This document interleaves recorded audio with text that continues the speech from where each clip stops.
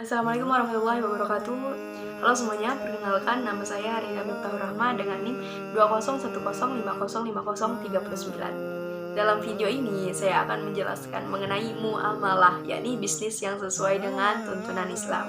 Oke, baik kita mulai. Sebelum masuk lebih dalam tentang bisnis muamalah, kita harus mengetahui pengertian dari muamalah itu sendiri.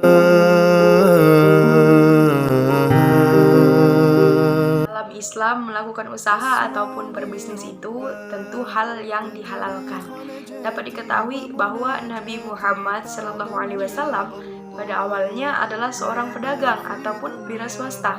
Bagaimana jika kita sedang menjalani bisnis, tetapi bisnis itu sesuai dengan tuntunan Islam? Tentu ada hal-hal yang perlu diperhatikan ketika umat Islam akan memulai usaha. Nah, hal-hal tersebut yang pertama itu kita harus meluruskan niat. Dalam Islam, niat adalah awal dari segala aktivitas. Nah, untuk itu, ketika akan memulai usaha, maka luruskanlah dulu niat kita, karena Allah Subhanahu wa Ta'ala mencari rezeki yang halal dan memberikan manfaat yang banyak. Kemudian hal yang kedua itu yakni membulatkan tekad. Niat saja tidak cukup, maka butuh tekad untuk memulai dan bergerak. Dengan adanya tekad yang kuat, maka segala tantangan dan hambatan apapun akan diterjang. Kemudian yang ketiga, mencari produk atau usaha yang jelas kehalalannya. Untuk memulai sebuah usaha menurut Islam, harus dibutuhkan pengetahuan tentang halal haramnya suatu usaha atau produk yang layanannya kita jual. Kemudian yang keempat, menentukan strategi yang tepat.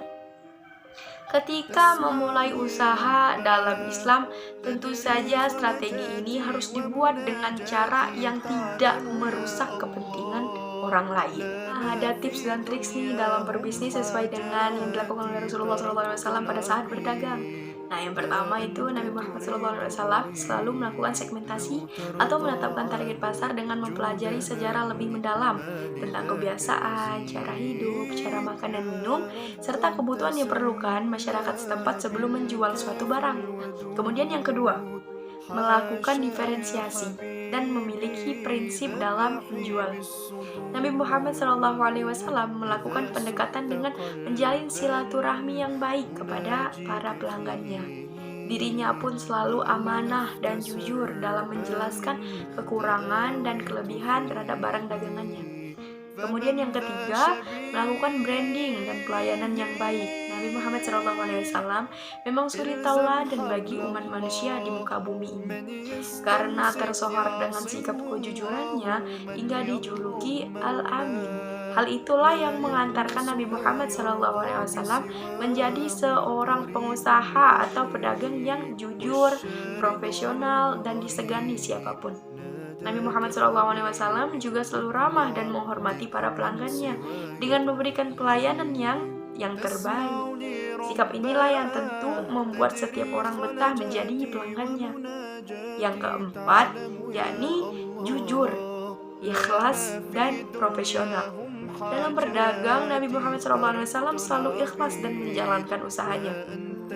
Dengan keberkahan pun selalu didapat oleh Rasulullah. Sebagai kasih Allah Subhanahu wa Ta'ala, Nabi Muhammad SAW selalu bersikap profesional dan amanah dalam menjual barang dagangannya.